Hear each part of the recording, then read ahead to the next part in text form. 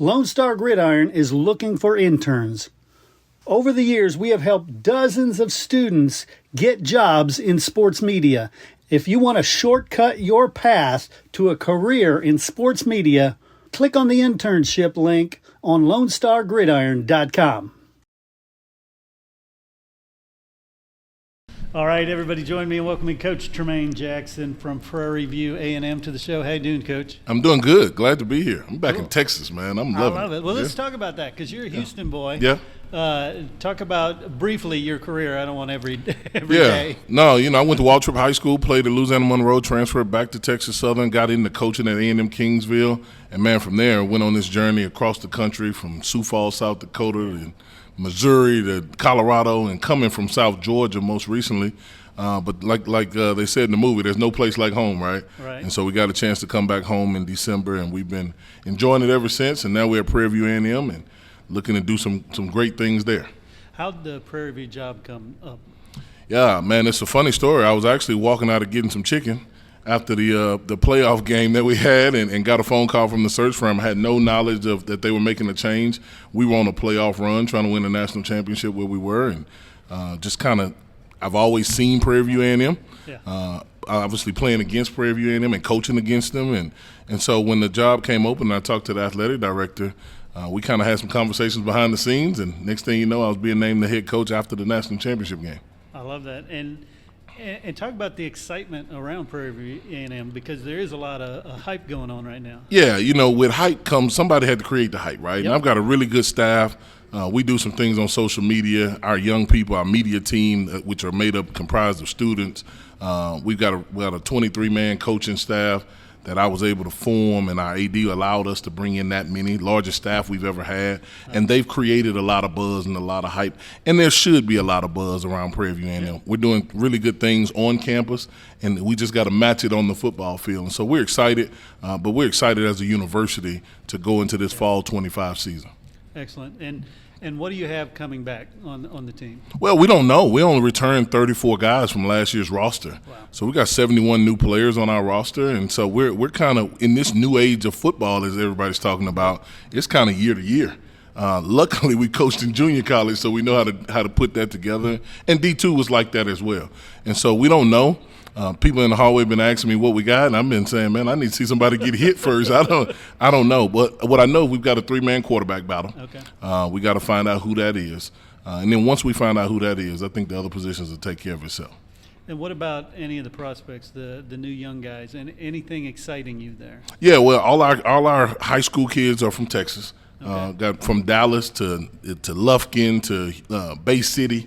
So we've signed some really good high school players. Yeah. We didn't major in high school recruiting this past season because we needed so much. Right. But the guys we signed, we call them the future Panthers. Those guys are from the area, and that's exciting. Yeah. The one thing about the young players, we're going to try to make sure those guys are from Texas. Yeah. Because we enjoy the high school football. I'm a product of that, and so we know what we're getting when we get a high school player from Texas. That's true, and it'll put more butts in seats. Absolutely. My AD would love that. I love that. Well, we do here now what's called the lightning round. I'm going to say 2 things. You tell me which one you prefer. Yeah. All right, and you may prefer neither. Willie Nelson or George Strait? George Strait. Nice. You didn't think I'd know that one, I don't know. Dogs or cats? Dogs. Dogs. Hoodie or polo? Polo. Polo, nice. Buc-ee's or Whataburger? Always Whataburger. Love it. Ribs or brisket? I'm a rib guy. Are you? Nice. Queso or salsa? Queso. Coach Prime, Coach Saban? Coach Saban. I think I know the answer to this next one. Cowboys or Texans? Texans, man. Hometown. That's right. Got to go with the hometown. Okay, Longhorns or Aggies? Neither. That's right. Prairie View Neither. A&M, Prairie View right? A&M all the way. I love it. So, facing off against any coach in college across the field, which one is the most intimidating that's coaching now? You saying if I were to? If you're facing a, I think I'm the one that's intimidating. oh, nice. I think I'm the one that they might be a little intimidated against. Now, we try not to really look across the field because we know everybody looking at us. It's Right. and that's part of that new energy, man. And so I couldn't imagine a guy I'd be like, oh, that's so and so, or he better be looking at me because I promise you we got something coming. I love it. I love the buzz. This is awesome. On your staff, you mentioned you have 23. Is Yeah, that right? yep. Who's the funniest? Man, we got a lot of characters. Yeah. Coach Early is probably the funniest because he tries to be the most serious all the time. Guy from Lufkin, and that's how they do in East Texas, I guess. They try to be serious, but he's really the funniest guy because even when he's mad, he's funny. Yeah. But then we got a guy named Coach Garrigan. He don't like to be called Coach Garrigan. He likes to be called Coach DG. Okay. He's been around the block, been in this state, not from Texas, Yeah. but coached his whole career in the state pretty much. He is absolutely the funniest guy I've been in staff meetings with. Nice. But he can coach too. And so we got a lot of comedians, but we also got coaches.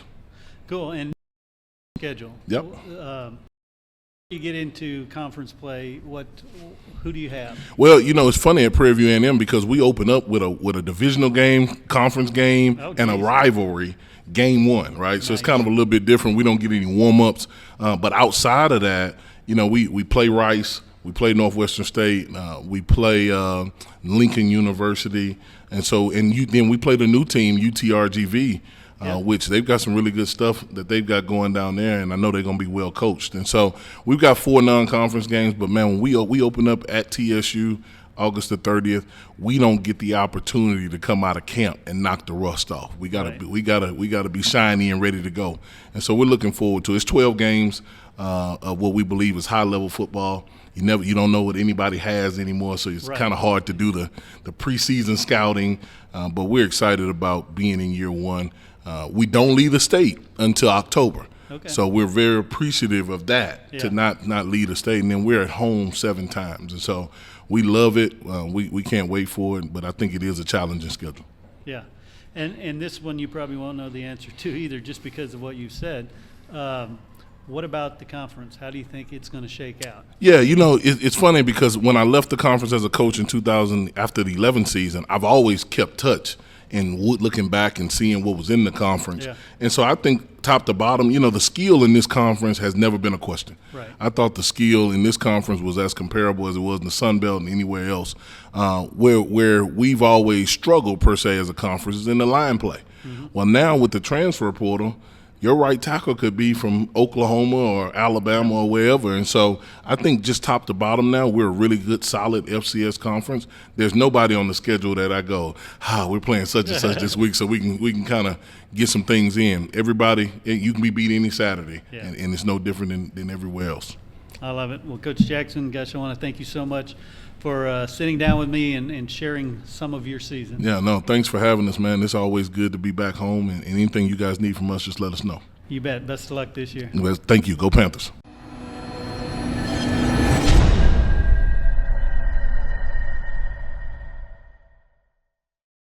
Hey Coach, Lone Star Gridiron has been the leader in Coaches Show podcasts for 20 years, and now you can get your own Coaches Show podcast each week during the season as a fundraiser for your booster club. Yes, booster clubs all over are using these podcasts to help their sports programs. You get to share the stories of your program and your kids to a huge audience and make money. We started with just football, but this year have expanded to make them available for all sports. Call 713-269-4620 to find out the details and get your Coaches Show started.